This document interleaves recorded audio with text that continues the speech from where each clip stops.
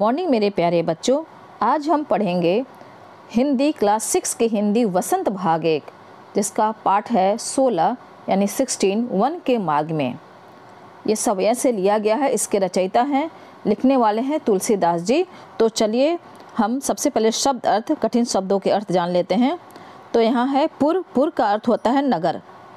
निकसी निकली, रघुवीर वधु सीता जी, मग रास्ता। डग का अर्थ होता है कदम। सिसकी दिखाई दी, भाल मस्तक, कनी बूंदे, पुर ओठ। यहाँ पुर नहीं है, पुट है। पुर है नहीं, र नहीं होगा, ट होगा। पुट। पुट का अर्थ होता है ओठ और पुर का अर्थ होता है नगर। कैतिक यानी कितना। पड़ कुटी यानी पत्तों की बनी कुटिया। यहाँ बेटा आप लोग कुटिया लिख लीजिएगा। किद का कहाँ। ती यानी पत्नी। चारु सुंदर। च्वय गिरना। लड़िका लड़का। परिखो प्रतीक्षा करना। धरिक एक घड़ी समय। ठाड़े यानी खड़ा होना। पसेऊ पसीना। बयारी हवा।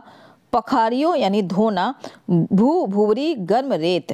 कंटक यानी कांटे। काटना का मतलब निकालना। फिर है नाह। नाह का अर्थ होता है स्वामी। नेहू यानी प्रेम। लख्यो यानी देखकर।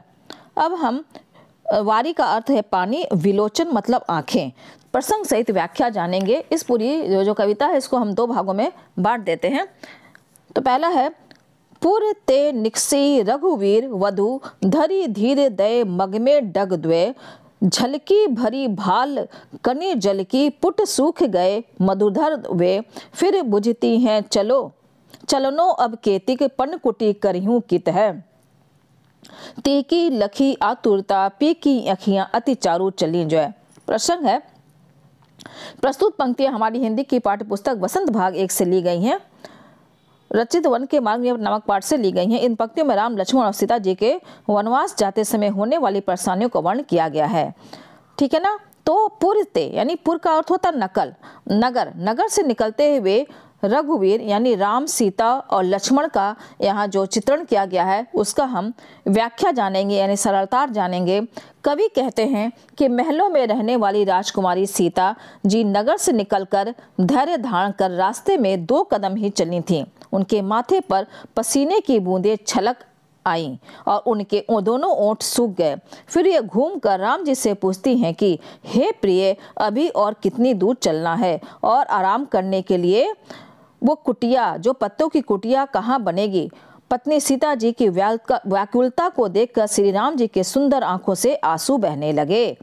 ठीक है बच्चों, आप शरारत समझ गए होंगे। फिर एक बार आपको यहाँ से देख ले। पुर का अर्थ होता है नगर। नगर से निकली हैं रघुवीर वधु। रघुवीर वधु का मतलब सीता। धरी धीरे दय मग में डग, अभी 2 कदम ही चलती हैं तो उनका भाल, भाल का मतलब होता है मस्तक। उसके मस्तक पे उनके जो पसीना आ जाने लगता है। क्यों? क्योंकि वो जो है वो कहाँ रहती थी, राजमहल में निकलने के बाद वो जब इस तरह की कठिनाइयों का सामना करती हैं तो उनके पसीने आ जाते हैं। पुट सूख गए मधुराधर, उनके जो पुट है यानी जो उनके ओंठे हैं और ओंठ हैं वो सूख गए हैं। फिर बुझती हैं यानी पूछती हैं अपने प्रिय से यानी राम जी से पूछती हैं कितनी दूर अभी और चलना है और जो पत्तों की कुटिया आप बनाएंगे, पनकुटी का पत्तों की कुटिया जो आप बनाएंगे वे कहाँ पे है। ती की लखी आतुरता यानी अपने प्रिय की जो आतुरता है, उनकी व्याकुलता है, वो देखकर राम जी के आंखों में अखियां अति चरु चली, जल छुए यानी जो राम जी की आंख है, आंखों में आंसू आ जाता है। ये हो गया आपका।